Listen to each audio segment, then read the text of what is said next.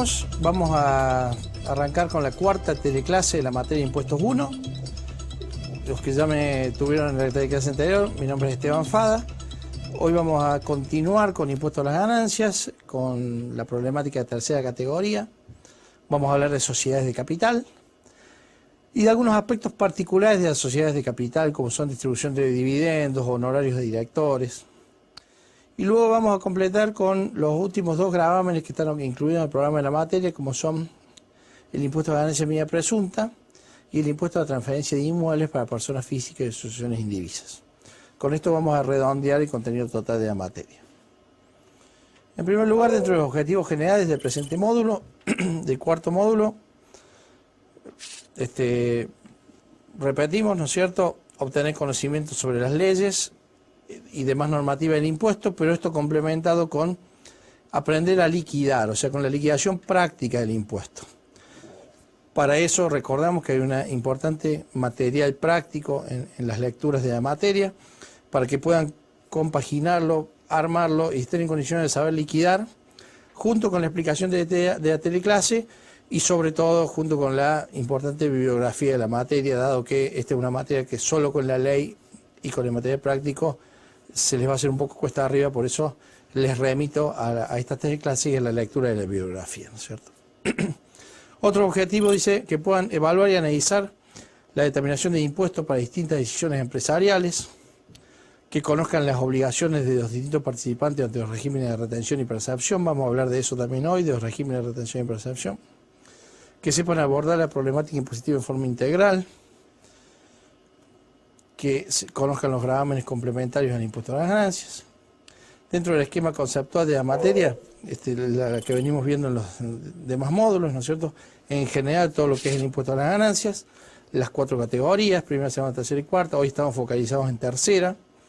Además de esto, hoy vamos a ver lo que es régimen de retención y lo que es los otros dos impuestos que están comprendidos dentro del programa de la materia, ¿no es cierto? Dentro de los módulos específicos del presente módulo 4, vamos a hablar de qué son las sociedades de capital, cuál es la imposición a las sociedades de capital, o sea, básicamente sociedades anónimas, sociedades de responsabilidad limitada, cómo afecta el impuesto a la ganancia a la distribución de bienes sociales, honorarios, dividendos, etcétera, cómo trata las normas de las reorganizaciones de sociedades en el impuesto a las ganancias. Vamos a ver también la liquidación de la tercera categoría, vamos a ver también el concepto de retenciones y percepciones, cuáles son los principales regímenes de retención y percepción, ¿no es cierto? Vamos a ver también algunos lineamientos generales de impuesto a transferencia de inmuebles y vamos a meternos también un poco de lleno en el impuesto a ganancia mínima presunta, ¿no es cierto? Desde ese punto de vista vamos a ver en forma integral el cierre de la presente materia, ¿no es cierto? Bueno, dentro del esquema conceptual de este módulo pueden ver en la filmina que vamos a hablar de las sociedades de capital, cómo son las sociedades de capital, personalidad, distribución de bienes, deducciones para sociedades de capital. Esto está en línea con lo que venimos viendo en la tercera teleclase, ¿no es cierto? Cuando hablamos de reorganizaciones de sociedades, ¿qué entendemos por reorganizaciones a fines fiscales? Vamos a ver también los conceptos de retenciones y percepciones en el impuesto a las ganancias. Ahí están citados los principales regímenes de retención y percepción que vamos a comentar. Y vamos a ver los otros dos gravámenes que les decía, el impuesto a la transferencia de inmuebles, con cierta casuística, ¿no es cierto? Y el impuesto a la ganancia mínima presunta.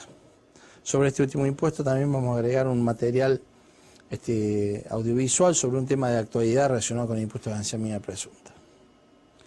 Bien, bueno, estamos en condiciones de iniciar el desarrollo de este cuarto módulo. Para eso vamos a los primeros temas que están relacionados con el impuesto a las ganancias. Les decíamos que un poco ya estuvimos introduciendo este tema cuando hablamos de tercera categoría, en la tercera teleclase. El tema es la personalidad de las sociedades de capital, ¿no es cierto? Las sociedades de capital, la ley las distingue como una persona tributaria distinta de sus accionistas, de sus socios. A diferencia de sociedades de personas, la sociedad de capital va a ser la propia contribuyente de su impuesto. La sociedad de capital va a determinar su impuesto, según su balance, según su resultado, y va a tributar el 35% básicamente sobre ese resultado. Esto independientemente de la situación del socio. Acá ya no hay atribución de resultados del socio, sino que es el propio contribuyente, sociedad, un sujeto distinto de su contribuyente accionista, y es la sociedad la que debe ingresar el impuesto a las ganancias. Dentro de eso, nos vamos a encontrar con algunos casos a tener en cuenta, y está muy relacionado con todo el tema de reorganizaciones que ya vamos a hablar. Y hay algunos conceptos que son propios de las sociedades al momento de distribución en las sociedades de capital, como por ejemplo lo que tiene que ver con dividendos, que tiene una problemática particular, ¿no es cierto? Si bien nosotros dijimos en segunda categoría que los dividendos son no computables, nos vamos a encontrar con un caso particular que es el impuesto de igualación, ¿no es cierto? En lo que hace a la distribución de honorarios a directores, sabemos que es propio de las sociedades anónimas, de SRL, remunerar a sus directores por su gestión, ¿no es cierto? Entonces el artículo 87 de la ley nos establece la posibilidad de deducir los honorarios pagados al directorio. ¿Cómo llevamos a cabo esta deducción o qué límites me prevé el artículo 87? En ese sentido, como podrán ver en esta filmina, los honorarios de directores son deducibles con determinados límites. Para eso les remito a la lectura del artículo 142 y al artículo agregado a continuación del 142 del decreto reglamentario, que ahí nos van a comentar la problemática particular de la deducibilidad de honorarios de directores. Básicamente, la ley y el decreto reglamentario me establecen dos límites. Yo puedo, al momento de asignar honorarios de directores, más allá de lo que hayan dispuesto en la ley societaria, yo tengo para deducir honorarios de directores el primer límite, que es de 12.500 pesos por cada director, y el segundo límite, que es del 25% de utilidad contable del ejercicio. El primero es un límite fijo por director y el segundo es un límite global para todos los directores. También es deducible los honorarios al síndico, aunque en principio la deducibilidad del síndico no tiene tope alguno. Entonces, cuando estamos en presencia de una sociedad anónima que decide remunerar a sus directores, tenemos que tener en cuenta estos límites. De los dos podemos deducir el mayor. O sea, que por ejemplo, si una sociedad tiene 3 directores y decide remunerarlos a los 3 con 150.000 pesos, ¿sí? Lo que termina siendo 50.000 a cada uno. Supongamos que los 3 directores cobran en partes iguales. 50.000 a cada director. De los 50.000 a cada director yo puedo deducir el mayor de los siguientes límites. 12.500 por cada director o el 25% de utilidad contable del ejercicio. Para eso vamos a tener que saber cuánto es la utilidad contable de la sociedad, ¿sí? Que supongamos básicamente la utilidad contable de la sociedad es 1.000.000 de pesos. Entonces, el 25% de 1.000.000 de pesos son 250.000 pesos. El tope fijo son 12.500 por cada director, o sea, 12.500 por 3, 37.500. Yo voy a poder deducir 37.500 o 250.000 pesos de los dos en mayor, en este caso 250.000 pesos. Pero lo que le he pagado o lo que le he asignado a los directores es, habíamos dicho, 150.000 pesos. Por lo tanto, mi honorario deducible va a ser 150.000 pesos, plenamente deducible y está dentro del tope fijo, del tope variable. Si la sociedad en vez de asignar 150.000 pesos hubiera asignado 280.000 pesos, solamente podría haber deducido 250.000, porque la diferencia en lo que excede el 25% no sería deducible, ¿sí? Estas sumas asignadas por la sociedad a los directores, que exceden lo que se puede deducir impositivamente, en el caso del último ejemplo, 280.000 menos 250.000, esos 30.000 la diferencia, tendrán el carácter de no computable para el director, o sea, de no grabado para el director, asimilable a un dividendo, por así decirlo, y de no deducible para la sociedad. Pero este último carácter de no computable para el director solamente se va a dar en la medida que la sociedad arroje impuesto y que el impuesto determinado sea mayor al 35% del excedente de esos 30.000. Este es un cálculo un tanto complejo, lo van a encontrar en el artículo agregado de 142 del decreto reglamentario. Los remito a su lectura, ¿no es cierto? Pero tratando de sintetizar este tema, en líneas generales podemos decir, los honorarios son deducibles para la sociedad con los dos límites que les comenté recién, 12.500 o el 25% de utilidad contable, de los dos el mayor, ¿sí? Luego, una vez deducido ese límite para la sociedad, si hubiera un excedente asignado al director que excede el mayor de los límites, no es deducible para la sociedad. Ahora, ¿qué tratamiento tiene para el director? Esto ya hace más la cuarta categoría. Grabado el honorario hasta el límite de lo que pudo deducir la sociedad, como renta de cuarta, y el excedente que no pudo deducir la sociedad va a ser no computable para el director siempre que el 35% de ese excedente sea menor al impuesto determinado por la sociedad. De lo contrario, si no se da, el excedente ese también está agravado para el director. Ahí se daría un extremo donde hay una gravabilidad para el director y un concepto no deducible para la sociedad. Ahora bien, recapitulando el tema, ¿en qué casos la sociedad puede deducir los honorarios de directores?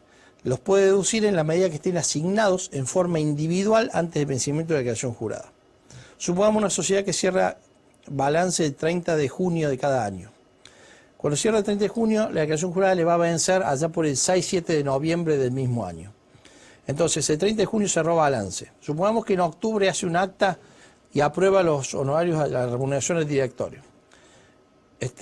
No la paga, pero lo aprueba. Si la aprueba en forma individual y dice a cada director le va a tocar tanto, con que esté aprobado de forma individual antes del vencimiento de la declaración jurada, ya es deducible en esa declaración jurada. De lo contrario, si no lo aprobó en forma individual antes del vencimiento de la declaración jurada, los honorarios van a ser deducibles en el futuro, en el ejercicio en que se paguen, ¿sí? Entonces, de alguna manera decimos que ahí el criterio de imputación para los honorarios de directores va por lo asignado, digamos, porque para la sociedad va a ser deducible en el momento que los asigne en forma individual y del mismo modo para el director va a estar grabado en el ejercicio en que se produzca la respectiva asignación siguiendo el mismo criterio, ¿no es cierto? Otro tema a tener en cuenta importante, ya les dije que los honorarios de síndico son deducibles sin tope, los honorarios de director son deducibles con 2 topes, 12.500 por cada director o el 25% de utilidad contable. Cuando hablamos de utilidad contable ya hay una serie de antecedentes que nos dicen que tenemos que tomar la utilidad contable después de impuesto, ¿sí? Y siempre hablando del impuesto determinado, no del impuesto provisionado que puede diferir del impuesto real. O sea, cuando hablamos de utilidad contable tiene que ser la utilidad de balance, ya neta de impuestos, o sea, después de restado el impuesto, después de traído como gasto de impuestos a las ganancias, y neta del impuesto determinado, ¿sí? Quiere decir que si hubiera una diferencia entre la provisión del impuesto que está en el balance y el impuesto real, tenemos que hacer el ajuste y tomar la utilidad contable neta del impuesto real, del impuesto final. Acá alguno me puede preguntar, ¿cómo hago para saber el impuesto real si el impuesto real depende de la deducción de honorarios de directores? Y la deducción de honorarios también depende, por lo que vemos acá, del 25% de utilidad contable neta del impuesto real. O sea, se da una ecuación con 2 incógnitas. Para eso hay una fórmula que la van a encontrar en el material bibliográfico que nos permite saber cuánto es el honorario a deducir según la ganancia impositiva y llegar al impuesto real, ¿cierto? Les recomiendo repasen esa ecuación porque la van a tener que usar en la ejercitación práctica más de una vez.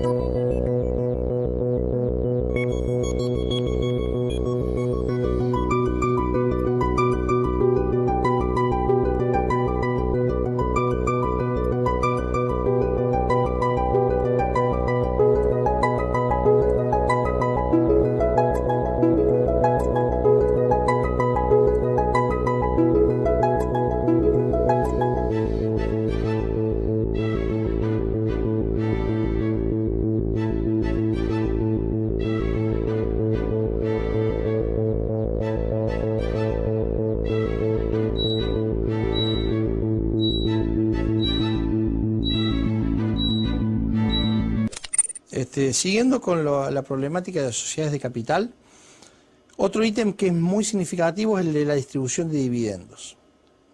Nosotros sabemos que conceptualmente los dividendos son no computables a efecto del impuesto a las ganancias. Significa que el beneficiario de los dividendos, el accionista que recibe los dividendos, no los debe incluir en su declaración jurada. Mejor dicho, los debe incluir a título informativo, pero no integran la materia imponible. En definitiva, los dividendos podríamos decir que no están grabados, si bien no es ese su tratamiento puntual, no deben incorporarse en la declaración jurada, aunque no se trata de un concepto exento, dado que conceptualmente son un gasto, una ganancia grabada que no ha sido deducida en la determinación de la base de la sociedad que distribuye los dividendos, ¿no es cierto? Entonces el beneficiario de dividendos no debe incorporarlos a su declaración jurada. Ahora bien, esto era así hasta hace unos años, pero allá por la ley 25063 de 1998, de 30 de diciembre de 1998, se incorporó la figura del impuesto de igualación. Esto es un artículo agregado a continuación del 69 de la ley de impuestos a las ganancias, que nos prevé la aplicación de una retención para el caso de dividendos, cuando los dividendos distribuidos excedan las utilidades impositivas de la sociedad. Dicho de otra forma, va a aplicar una retención cuando distribuyamos dividendos que no han pagado impuestos. O sea, supongamos que la sociedad ganó 100 pesos, ¿sí? Pagó impuesto de 35, para decir números muy burdos, distribuyó 65, ¿sí? Societariamente, tenía 65 pesos de resultados contables de distribuir. Si los distribuyó todos, pero resulta que en las últimas declaraciones juradas nosotros no hemos grabado todos esos 65 que distribuimos, sino que hemos grabado menos. ¿Por qué? Porque, por ejemplo, en la declaración jurada había un ajuste por una exención, por ejemplo. Quiere decir que estamos distribuyendo más dividendos de los que pagaron impuestos. Entonces, en la parte de ese excedente está sujeto a una retención del 35% en carácter de pago único y definitivo. Esta es una retención que hace la sociedad al accionista y se le ingresa al fisco. En definitiva, es el único caso donde el accionista tiene que pagar impuestos por los dividendos, ¿cierto? Es como si, de alguna manera, se perdieran las exenciones contenidas en la ley de impuestos a las ganancias en el momento que la misma se distribuye al accionista. Es como si la voluntad de la ley fuera que las exenciones solamente aplican a la sociedad y luego no se trasladan al accionista, ¿sí? En definitiva, yo accionista me vi beneficiado por exenciones en cabeza de la sociedad de la cual soy accionista, pero una vez que esos dividendos vienen a mí, pierdo esa exención, ¿sí? Esto aplica para cualquier accionista, ya sea del país o del exterior, aplica esta retención. Solamente, repito, en el caso que los dividendos excedan las utilidades impositivas acumuladas. ¿Cómo funciona? ¿Cómo es el mecanismo de cálculo? Esto está previsto en el artículo agregado a continuación del 69, les decía, como van a poder ver en la diapositiva, ¿no es cierto? ¿Cómo funciona este mecanismo? Es un procedimiento acumulado, con lo cual, como tiene vigencia a partir del 31 de diciembre de 1998 inclusive, lo que yo tengo que hacer en un muy buen papel de trabajo es acumular mis utilidades desde 1998 en adelante y para siempre, mis utilidades impositivas y mis utilidades contables, e irlas neteando de mis distribuciones de dividendos. De esta forma, justamente porque el procedimiento de distribución de dividendos es acumulado, yo puedo estar distribuyendo hoy dividendos de hace varios años.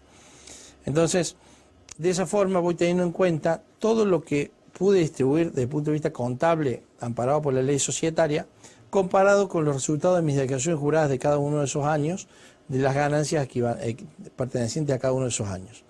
Entonces, si en algún momento se da que estoy distribuyendo una utilidad que en definitiva no ha pagado impuesto, o sea, estoy distribuyendo más dividendos de los que impositivamente han pagado impuestos, porque según surge mi declaración jurada, en ese momento aplica la retención en carácter de pago único y definitivo.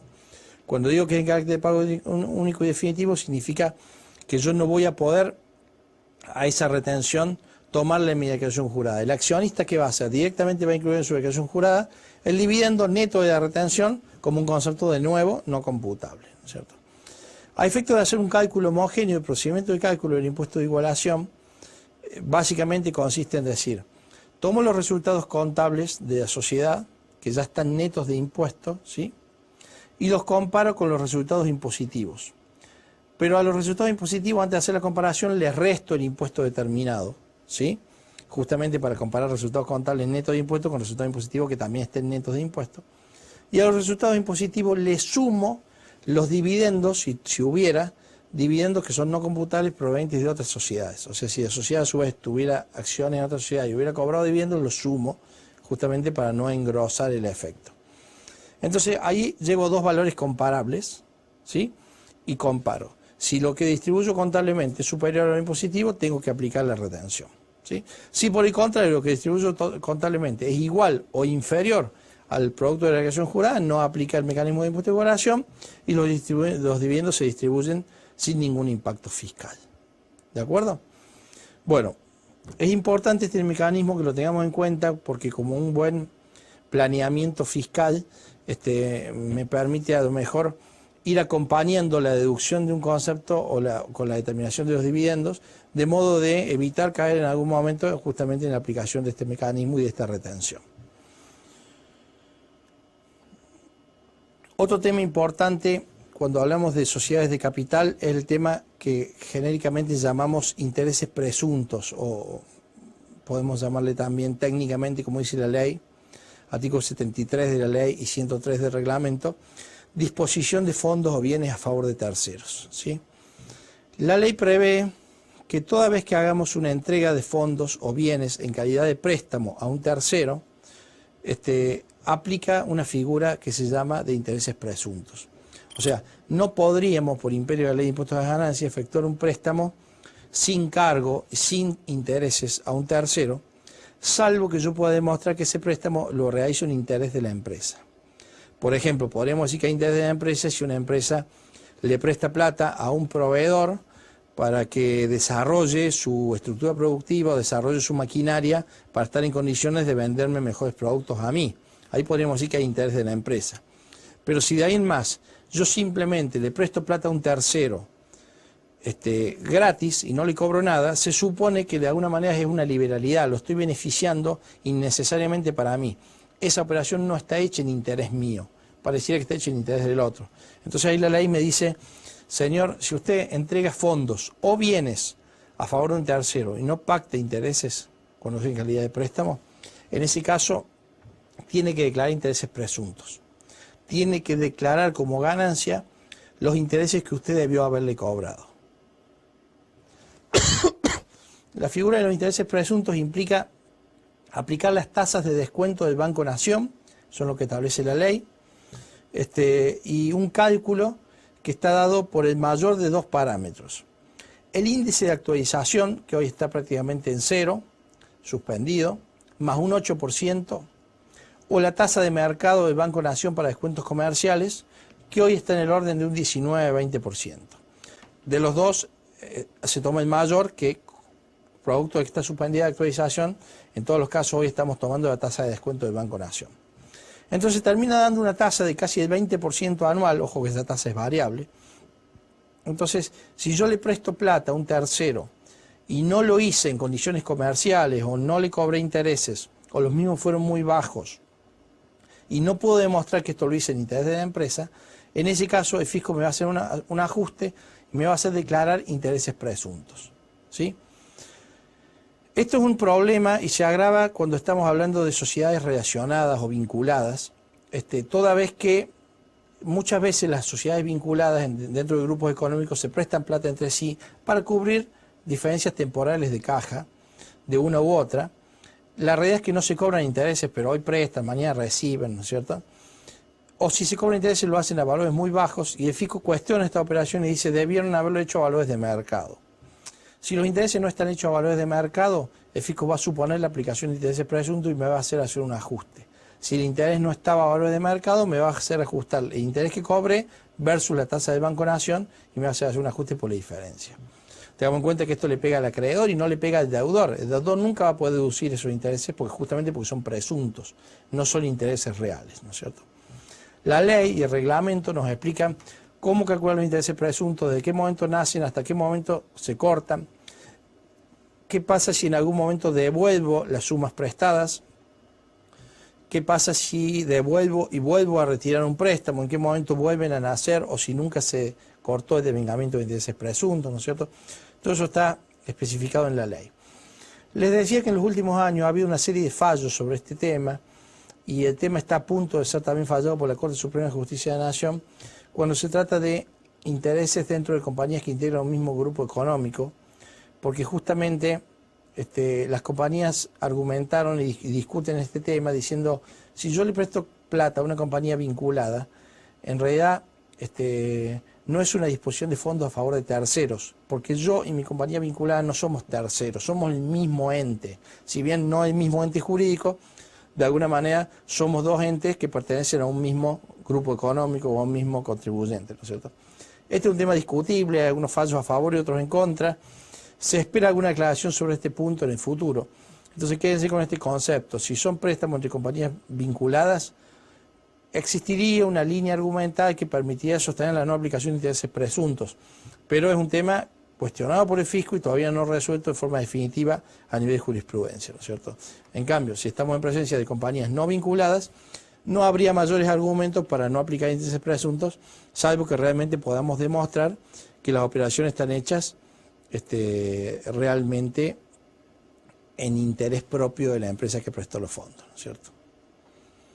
Otro tema que nos parece relevante abordar es el de las reorganizaciones. Para eso tienen que ir al artículo 77 y siguiente de la Ley de Impuestos a las Ganancias y al artículo 105 y concordantes del decreto reglamentario. La ley nos establece lo que tiene que ver con reorganizaciones empresariales libres de impuestos, en el sentido que nos dice, cuando hay estas tres, como pueden ver ahí en la placa, estas tres operaciones, fusión, escisión y ventas y transferencias dentro de un mismo conjunto económico, estamos en condiciones de decir que hay una reorganización empresarial libre de impuestos.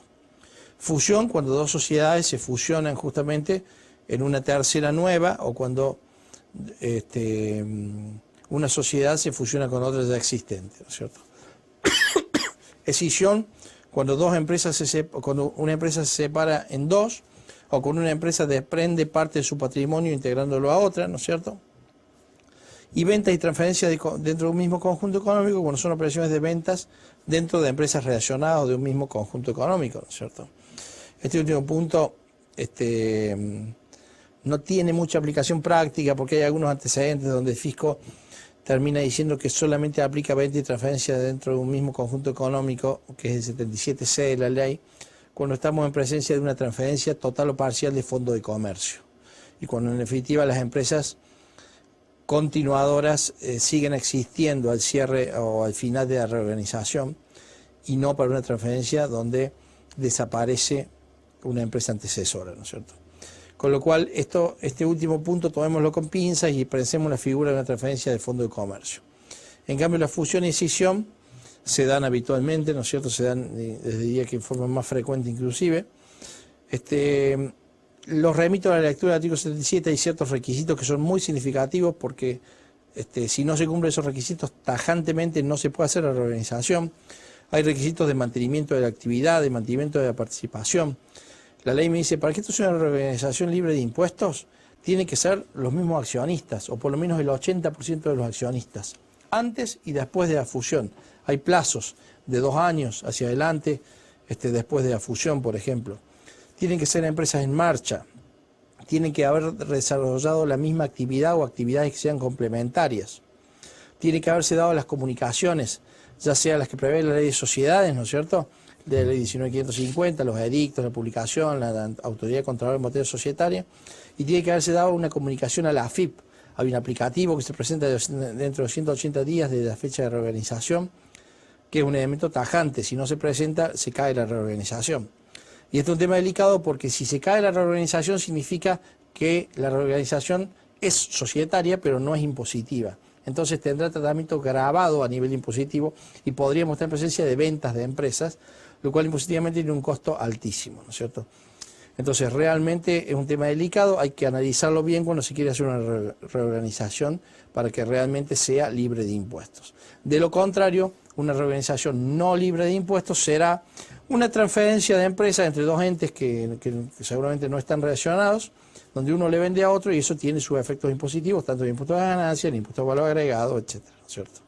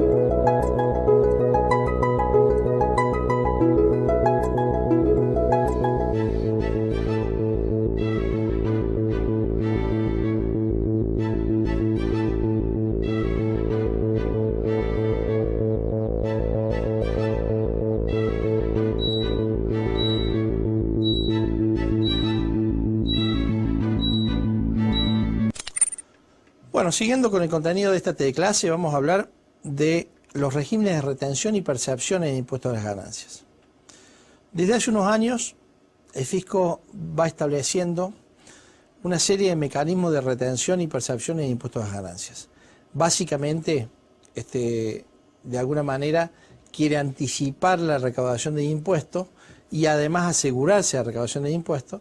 Entonces va designando agentes de retención que de alguna manera son sujetos con los que tienen una mayor estructura y una mayor capacidad de efectuar retenciones en el momento de hacer un pago, por ejemplo, y de esta forma el fisco se asegura, primero, que estos sujetos le van ingresando a retenciones, y segundo, que los sujetos quizá más pequeños con los que estos sujetos grandes actúan, de alguna manera van viendo satisfecha su obligación tributaria, con lo cual al vencimiento de la declaración jurada el importe a depositar es menor y por lo tanto también es menor la propensión a la evasión de tributo, ¿no es cierto?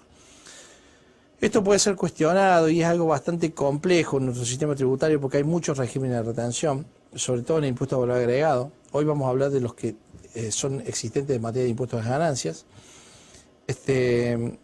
Tengamos en cuenta algunos conceptos básicos antes de entrar en los diversos regímenes, ¿no es cierto? Estamos en presencia de retención cuando yo, teniendo que pagar algo, pago de menos y retengo una parte, ¿sí? Por ejemplo, yo soy una empresa que cuando le pago a un proveedor, le tengo que pagar 100, el fisco me dice, usted es agente de retención, entonces cuando le tengo que pagar 100 no le pago 100, le pago 90, le retengo 10, me quedo con 10 pesos que son de él, se los ingreso a la AFIP, ¿sí? Y le doy 90 y un comprobante de retención, un papelito que dice que retuve 10, ¿sí? Ese papelito él lo guarda, él va a declarar un ingreso por 100, porque en definitiva él cobró 100, 90 en efectivo y 10 con un crédito para con el fisco. Y cuando declare su ganancia de los 100 y le toque pagar el impuesto que corresponda por los 100, a cuenta de ese impuesto va a tomar la retención, ¿no es cierto? Recordemos siempre que la retención se toma a cuenta del impuesto, no es un gasto deducible. Es un crédito que yo tengo, es un activo que yo tengo a cuenta de impuestos, ¿no es cierto? No es un crédito, no es un gasto que se resta contra la ganancia. Entonces, cuando yo estoy en posición de pagar, pago de menos y retengo una parte. Ahí estoy actuando como agente de retención. No hay muchos regímenes de percepción en impuestos a las ganancias, pero podemos decir que estoy en presencia de un régimen de percepción en la situación inversa. Cuando yo acá ya no pago, sino que vendo, y cuando estoy en condiciones de cobrar, cobro de más, ¿sí? Por alguna operación comercial que hice, yo tengo que cobrar 100 pesos, pero no te voy a cobrar 100, te voy a cobrar, por ejemplo, 103. Y como soy agente de percepción, vos estás obligado, si querés operar conmigo, a pagarme los 103. En definitiva, ¿qué hago yo? Te cobro de más. Cuando cobro los 103, los 100 me los quedo yo y los 13 los ingreso a la AFIP, a nombre tuyo, ¿no es cierto? Diciendo, yo te efectúo una percepción. Y en la factura que te dice por los 100 quedó desagregada la percepción, que es el comprobante que vos tomas como comprobante de que te hicieron una percepción y luego lo vas a tomar a cuenta de tu impuesto también, ¿no es cierto? Funciona igual en el sentido que de retención. Entonces yo, cuando debiendo pagar, pago de menos, retengo, soy agente de retención. Cuando debiendo cobrar, cobro de más, percibo, soy agente de percepción, ¿sí? Esto es aún más evidente en el impuesto de valor agregado, como les decía recién. Hay una serie muy importante de regímenes de retención y percepción del impuesto de valor agregado. En el impuesto a las ganancias no hay tantos, pero sí hay algunos que nos parece importante comentar, ¿no es cierto? En primer lugar, lo que van a encontrar ahí en su filmina, en el tercer renglón, el régimen general de pago a proveedores del país es la resolución general de 830. Ese régimen, por definición, el régimen general de retención por pago a proveedores en general, ¿no es cierto? Esto tiene su origen en una vieja resolución que era de 2784 de la DGI en ese entonces. Hoy las normas han sido contenidas o están incluidas en la resolución general de 830.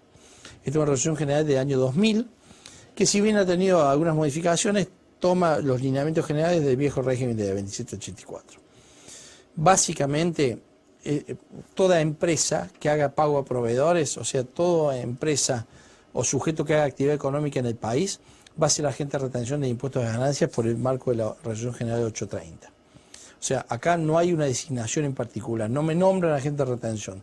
Por el solo hecho de estar haciendo una actividad comercial, debo actuar como agente de retención en el marco de la 830. ¿Por qué conceptos debo actuar como agente de retención? En todos los pagos que haga. Hay un anexo en la resolución 830, los remito a su lectura, la van a encontrar también desagregada en la bibliografía. Hay un anexo que me establece todos los conceptos sujetos a retención y las alícuotas de retención aplicables. Por ejemplo, un alquiler lleva una retención del 6%, una locación de obra o de servicios o una venta de bienes de cambio lleva una retención del 2%. Un honorario profesional lleva una retención que va en una tabla, en una escala, no es una retención fija, sino que hay una escala parecida a la que ustedes han visto en el artículo 90 de la Ley de Impuestos de Ganancias, que es la tabla de liquidación de impuestos para personas físicas. Parecida a esa hay una escala que es, según el honorario profesional que yo pago, cuánto es en qué tramo de la escala entro y cuánto es la retención a aplicar. Entonces la agente de retención tiene que saber eso y en el momento de cada pago que hace, en el momento del pago se hace la retención. Entonces, debiendo pagar, le pago una parte menos, le retengo una parte y se le ingreso al fisco, ¿sí? Eso lo va a tomar el sujeto retenido, el sujeto pasible de retención, a cuenta de su impuesto a las ganancias futuras.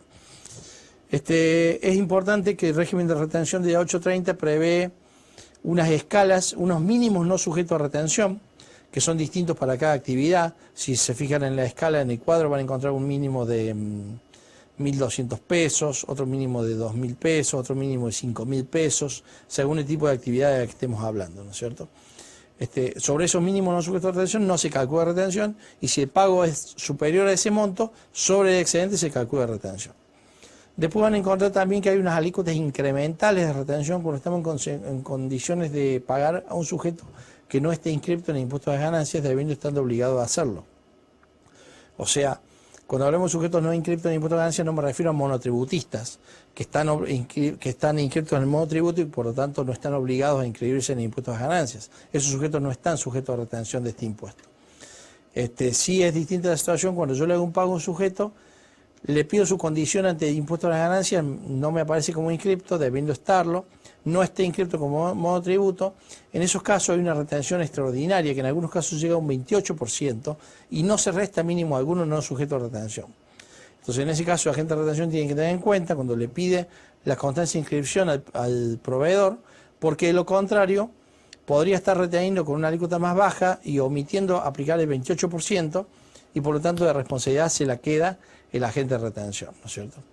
Entonces, de alguna manera, tengamos en cuenta eso y tengamos en cuenta la aplicación de retenciones más alta para los sujetos no inscriptos en el impuesto a las ganancias.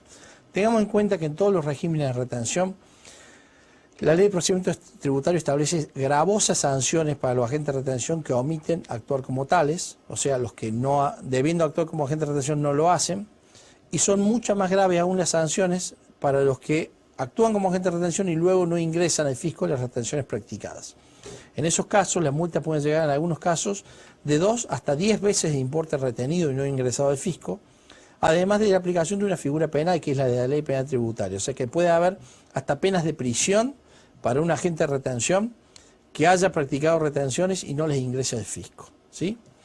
En cambio, para el que no practicó retenciones debiendo hacerlo, hay una pena de omisión, que no es de índole penal, hay una multa del 50 al 100% del importe omitido de retener, y además eventualmente podría darse la figura del artículo 40 de la Ley de Ganancias, que me prevé que se podrá impugnar el gasto a todo aquel sujeto que haya hecho pagos sin haber actuado como agente de retención. O sea, tengamos en cuenta cuando actuamos como agente de retención que son figuras delicadas, gravosas las sanciones por no actuar como tal o como actuar y no depositar. Entonces es un tema delicado y nosotros actuando como agente de retención no queremos asumir un riesgo que en definitiva estamos preservando de tercero, que nos cobren las retenciones no ingresadas con intereses, multas y hasta eventualmente hasta una pena de prisión, ¿no es cierto? Esto que les digo al último lo incorporo para todos los regímenes de retención, no solo para impuestos a ganancias, sino para todos los regímenes de todos los tributos. Bien. Les recomiendo entonces en la bibliografía la lectura exhaustiva de la Resolución General 830, porque van a encontrar una serie de casos, una serie de anexos, un montón de casos donde nos explica cómo corresponde retener, cuánto es el porcentaje en cada caso, en qué casos no corresponde retener, cuáles son las operaciones excluidas de la aplicación de retenciones. Vamos a encontrar también en qué casos podemos pedir una constancia de exclusión de retenciones si las retenciones que venimos sufriendo exceden nuestra obligación tributaria, ¿sí? Vamos a encontrar también un régimen especial de ingreso, mediante el cual algunos sujetos que facturan más de 10 millones de pesos pueden solicitar al fisco no sufrir retenciones, ¿sí? Y directamente ellos autorretenerse e ingresar sus retenciones. Vamos a encontrar también la aplicación de qué pasa en los casos donde, debiendo hacerse retención, no se hizo y aparece una figura que tributariamente nosotros denominamos de autorretención. Esto es importante porque de alguna manera uno cree que cuando no me han retenido, simplemente no aplicaban la retención, no aplicaban la resolución y listo, deposito el impuesto al final, pero en realidad ha nacido una obligación de autorretenerme para mí, para el sujeto pasible, y también debe ser tenido en cuenta, ¿no es cierto? Eso en apretada síntesis es lo que contiene la Resolución General 830, a cuya lectura les remito, ¿no es cierto? Bien. Otra norma a tener en cuenta que es muy significativa es la Resolución General 2437, que es el régimen de retención para empleados en relación de dependencia. Todos los empleados en relación de dependencia están obligados, cuando ganan determinados valores, están o sufren retenciones de impuestos a las ganancias. En definitiva, si un empleado en relación de dependencia tiene solamente una ganancia por estos conceptos, o sea, tiene solamente renta en relación de dependencia, en ese caso, él no estaría conceptualmente obligado a presentar declaración jurada, porque todas sus ganancias son en relación de dependencia y su empleador ha actuado como agente de retención y le ha retenido la totalidad del impuesto. Esto que les digo, que no debería estar obligado a presentar declaración jurada, en los últimos años ha habido unas modificaciones en la norma de la 2437 y de alguna manera, si bien no hay formalmente una obligación, el fisco estableció la obligación de presentar declaraciones juradas informativas. O sea que los empleados en relación de dependencia que ganen más de 96.000 pesos de ganancias brutas en el año y que ganen más de 144.000 pesos de ganancias brutas en el año, lo mismo van a tener que presentar algunas declaraciones juradas informativas, aunque todas sus ganancias hayan sido retenidas por el fisco.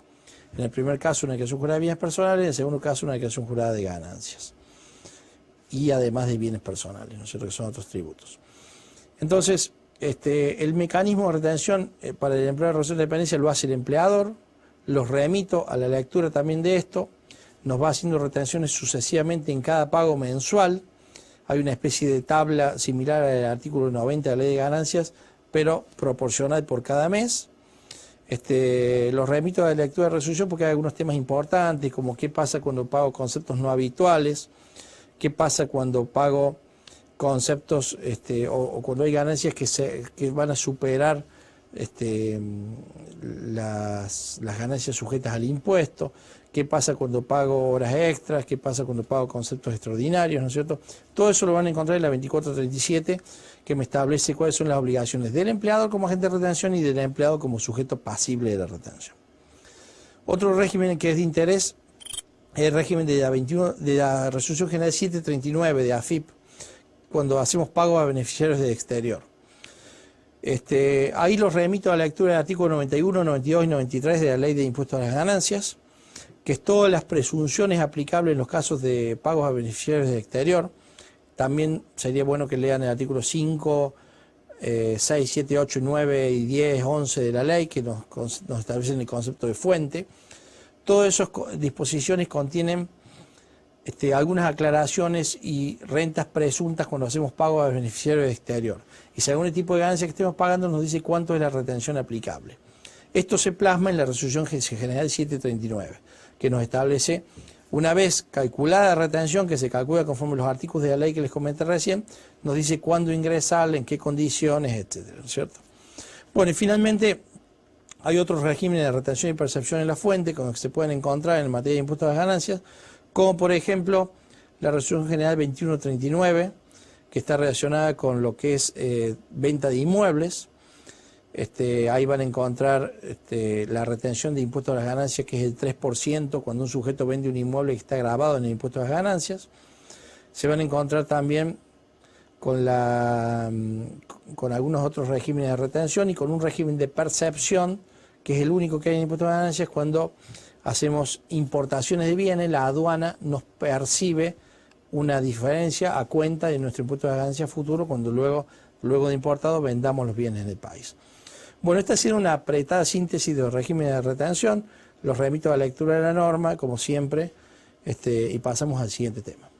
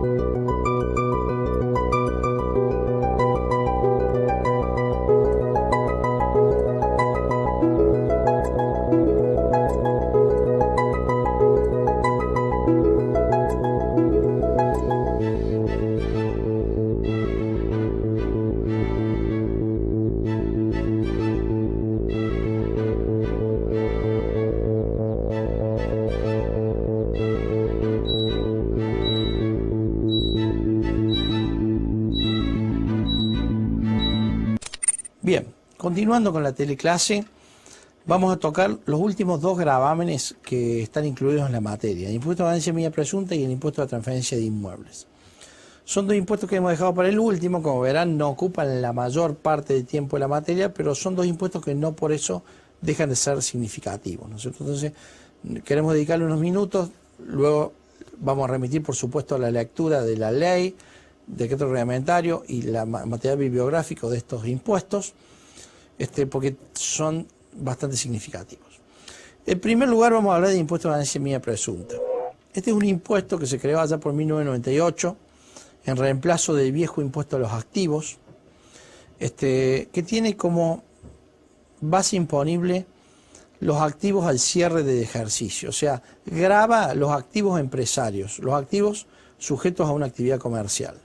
Toda empresa que tenga unos determinados activos va a tener que tributar el impuesto a la alícuota del 1% sobre el valor total de sus activos al cierre de ejercicio. En definitiva, al 31 de diciembre de cada año o al cierre de ejercicio lo que corresponde, yo tengo que tomar la totalidad de mis activos sin restar los pasivos y en función a eso aplicarle la alícuota del 1% y ese sea mi impuesto de ganancia mínima presunta. Tengamos en cuenta que este impuesto fue creado allá en la década, fines de 1998, fines de la década de la convertibilidad, en una época donde muchas empresas venían con pérdidas acumuladas. Entonces fue muy criticado la aplicación de este impuesto justamente porque me estaba gravando la no capacidad contributiva, me estaba gravando activos de por sí, aunque yo no tuviera ganancias, ¿no es cierto? ¿Qué capacidad contributiva es tener solamente activos si además no me dejan restar los pasivos?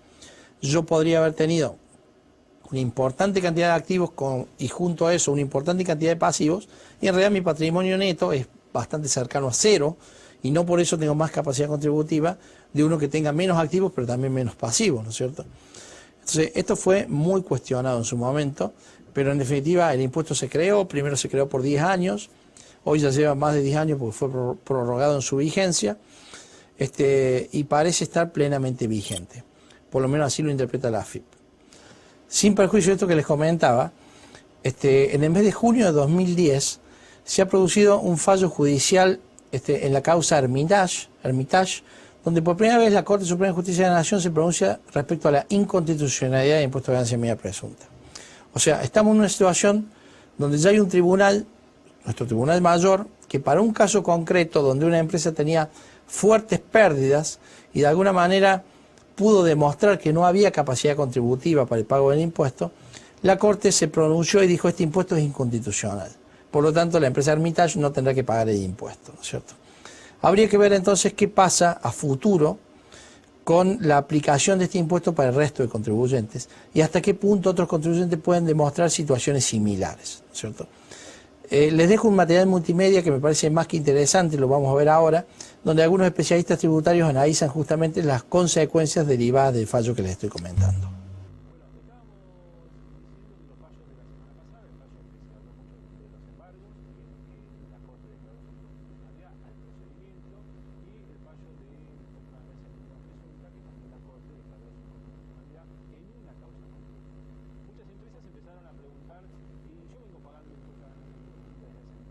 ¿Qué pasa?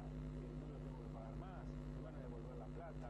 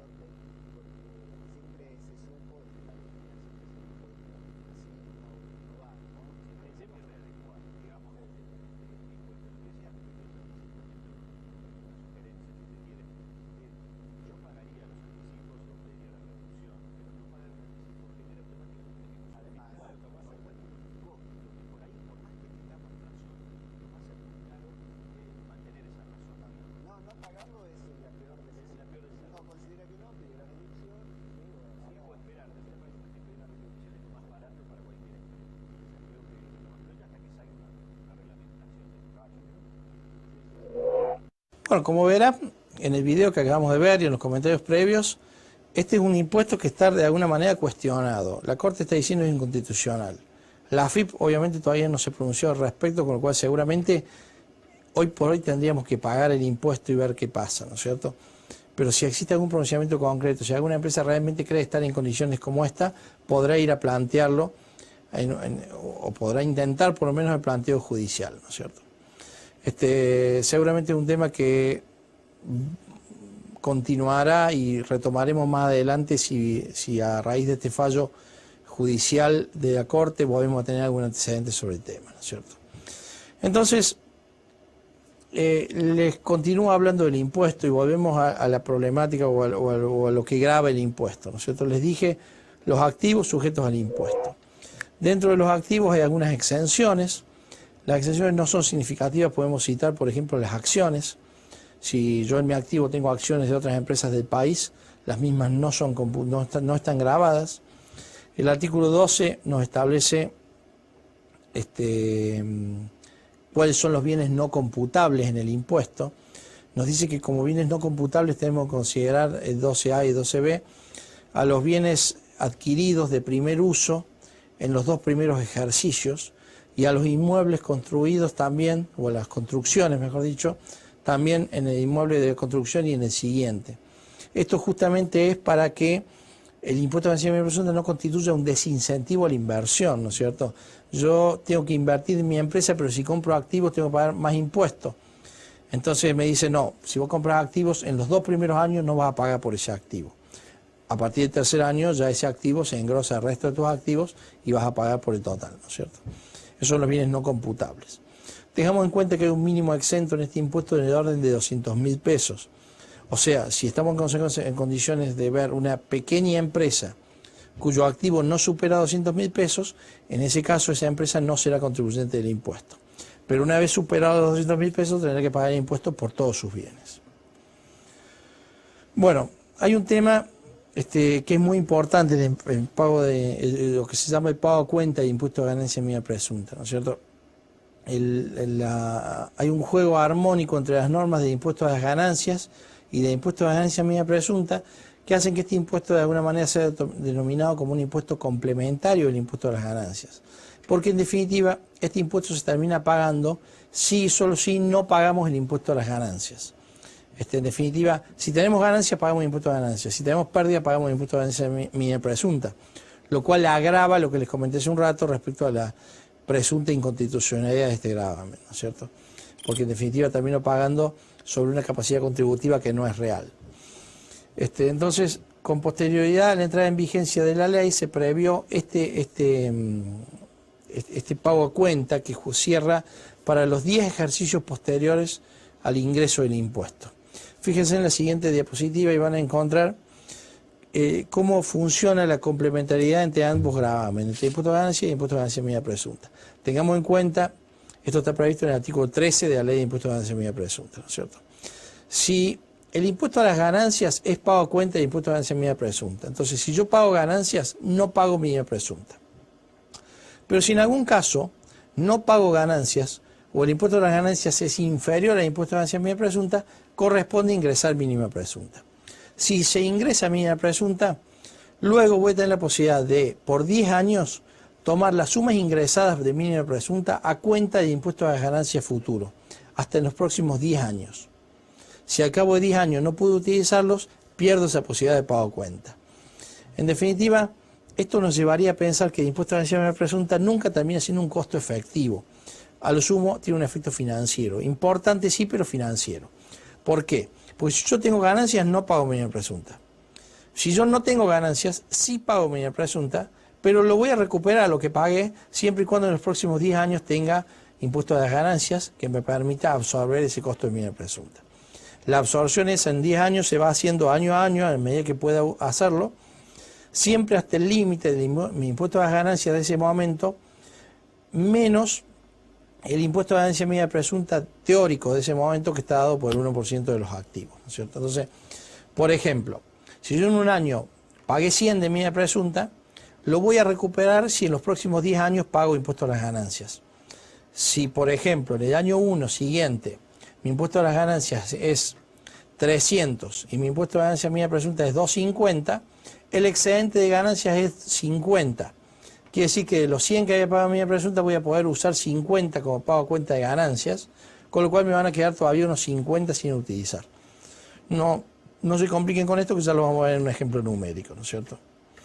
Lo importante es que en muy pocos casos vamos a terminar pagando mía presunta. ¿Cuándo pagamos mía presunta? O mejor dicho, pagando sí, pero en muchos casos lo vamos a poder recuperar. ¿Cuándo termina siendo un costo definitivo mía presunta? Si en algún momento tenemos pérdida, tenemos que pagar mía presunta y por 10 años no lo podemos recuperar porque tenemos pérdidas sucesivas en ganancias, ¿no es cierto?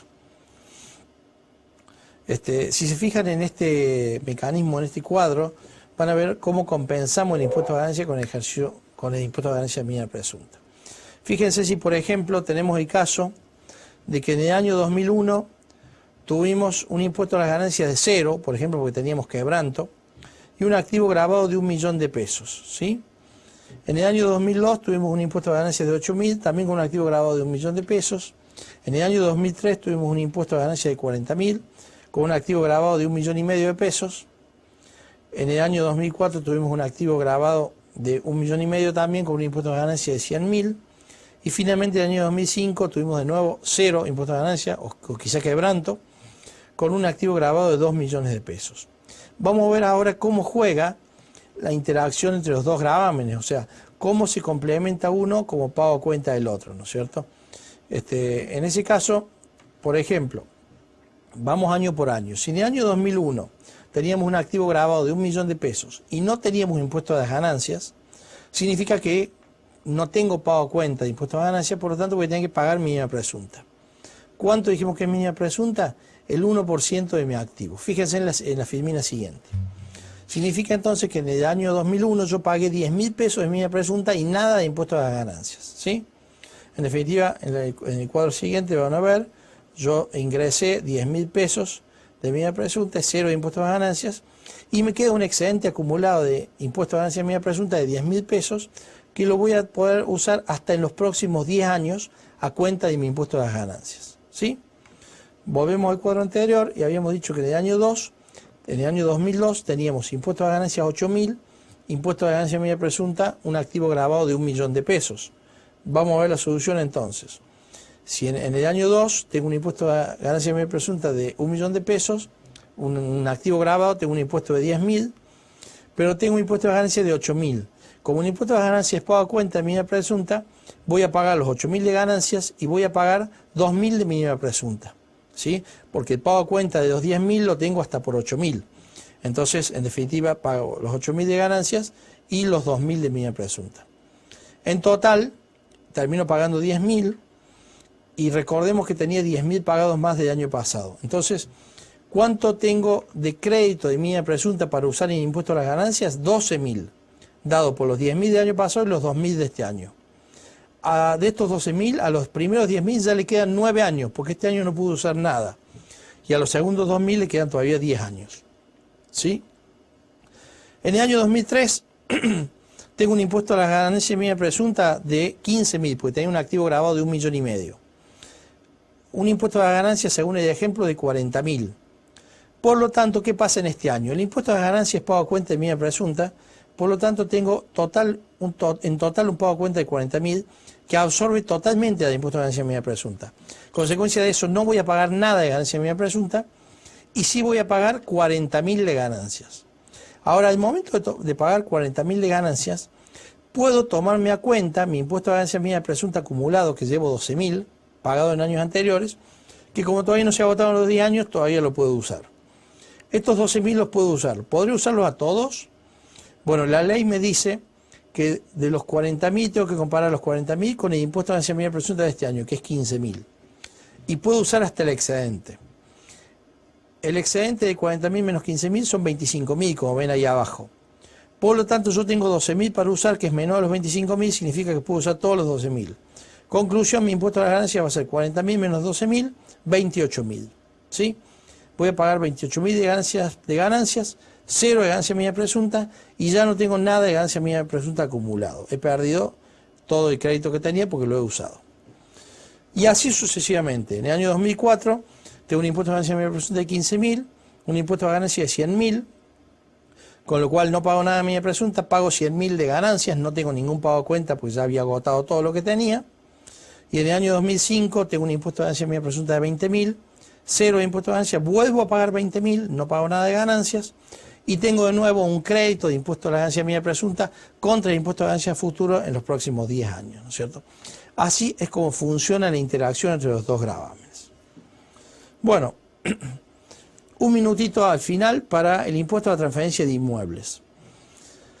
Este impuesto grava las transferencias de inmuebles que no están alcanzadas por el impuesto a las ganancias. O sea, había un régimen de retención que les comenté hace un rato, que era de la 2139, Resolución General 2139, que me estableció un régimen de retención cuando yo vendí un inmueble grabado por el impuesto a las ganancias. ¿Quién vende un inmueble grabado por el impuesto a las ganancias? Básicamente las sociedades, o básicamente una empresa unipersonal cuando se trata de un inmueble afectado a la actividad rural, por ejemplo.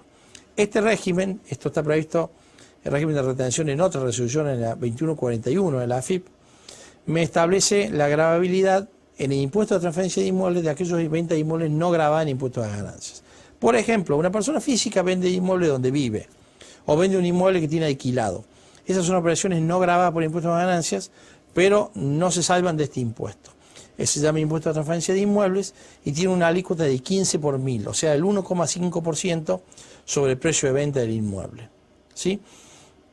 Existe una posibilidad de aplicar una opción de venta y reemplazo, o sea, de no pagar el impuesto, cuando yo puedo acreditar que estoy vendiendo mi único inmueble o mi único terreno para la construcción de vivienda única o para la compra de una nueva vivienda única. ¿Sí? Entonces, en definitiva, si yo tengo un inmueble, lo vendo y me comprometo dentro de un año, antes o después de la venta anterior, a comprar un inmueble de reemplazo donde voy a ejercer mi vivienda, en ese caso puedo no pagar el impuesto. Es el único caso donde tengo una excepción. De lo contrario, sí corresponde pagar el 1,5%. Si yo tengo más de un inmueble, por ejemplo, y vendo uno, corresponde pagar el 1,5%. El agente de retención acá es el escribano, que en el momento que yo voy a hacer la escritura vendiendo mi inmueble, me va a aplicar la retención. Tengamos en cuenta que los inmuebles rurales que están afectados a explotación unipersonal están alcanzados por el impuesto a las ganancias, por lo tanto no entran en este impuesto, y los inmuebles pertenecientes a sujetos del exterior pueden estar en algún caso alcanzados por impuesto a ganancias o por impuesto o por impuesto a la transferencia de inmuebles según el caso.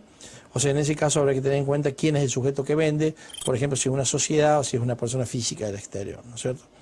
Tengámoslo en cuenta, es un impuesto que no tiene muchas particularidades, que no se aplica muy seguido y solamente lo van a ver cuando van a ver o van a hacer una operación de venta de inmuebles que el escribano les va a efectuar la correspondiente retención del 1,5%, ¿no es cierto? Bueno, hasta acá, básicamente, la cuarta teleclase y el cierre de esta materia. Esperamos que haya sido de mucha utilidad, que hayan aprendido mucho. Otra vez más, los remito a la lectura de la bibliografía, del material de las lecturas y la ejercitación práctica que hemos incluido en las mismas. Fíjense acá los conceptos clave de este último módulo o de la teleclase completa, ¿no es cierto? Empezamos con sociedades de capital, la problemática de las sociedades de capital. Hablamos de dividendos, hablamos de distribución de honorarios a directores, de reorganizaciones societarias.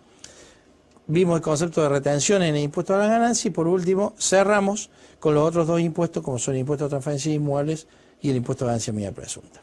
Esperamos que la materia haya sido tan atractiva para ustedes como lo es para nosotros y que puedan sacar muchos contenidos que les sean de aplicación en la práctica en el futuro. Desde ya, muchas gracias.